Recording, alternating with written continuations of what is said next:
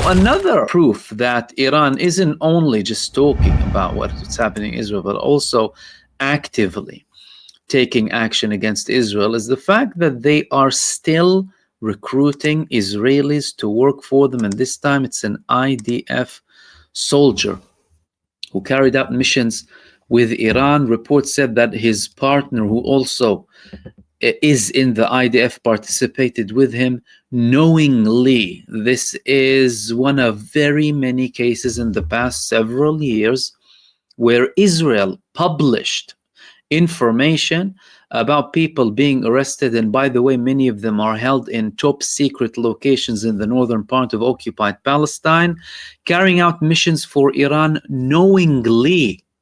They knew that they were operating for Iran.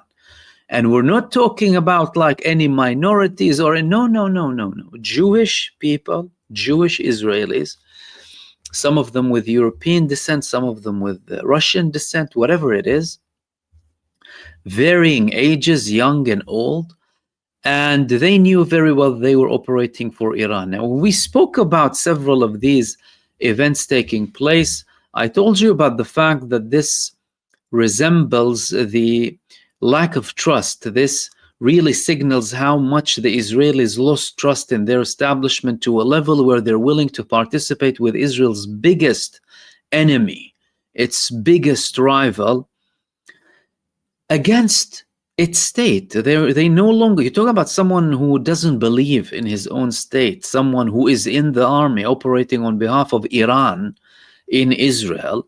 The mission failed, as in the mission collapsed. The Zionist dream is collapsing in front of our eyes.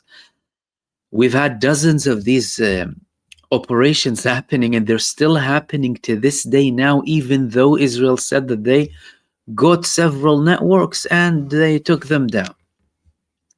So what about this man? I mean, let's talk about him. Rafael Rouveni from Beersheba is accused of having had contacts with an Iranian agent in recent weeks and carrying out missions for him for $2,700.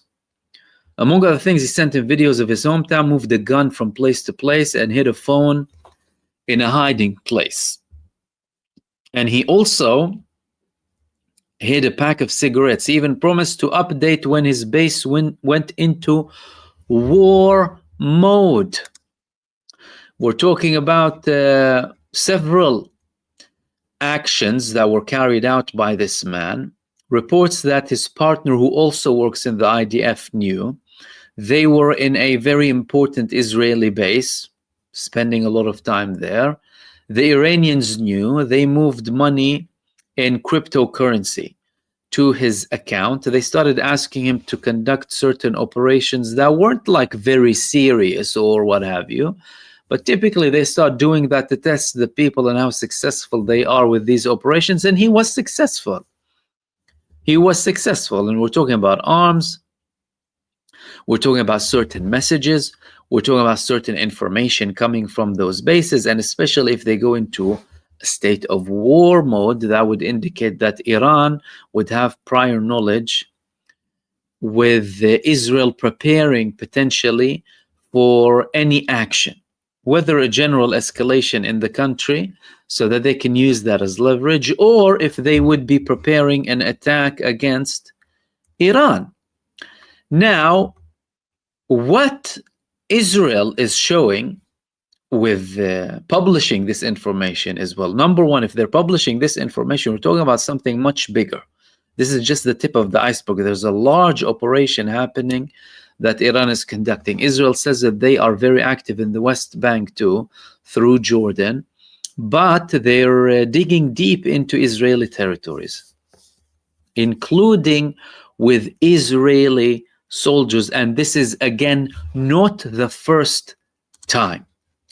Israel and Iran are both preparing for something very, very big.